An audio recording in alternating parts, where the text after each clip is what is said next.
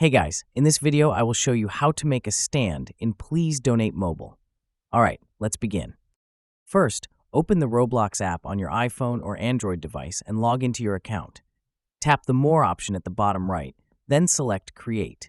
Once the Create menu opens, tap the menu icon in the top left corner and select Creator Hub. From there, tap Dashboard, then scroll to find your default place under the Creations list. Tap your place, open the menu again, and scroll down to find Passes under the Monetization section. Now tap Create a Pass. You can upload an image, give it a name, and add an optional description. After filling that out, tap Create Pass. Once the pass is created, select it, open the menu again, and go to Sales.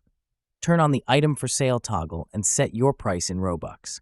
Remember, you receive 70% of the sale. Roblox keeps 30%.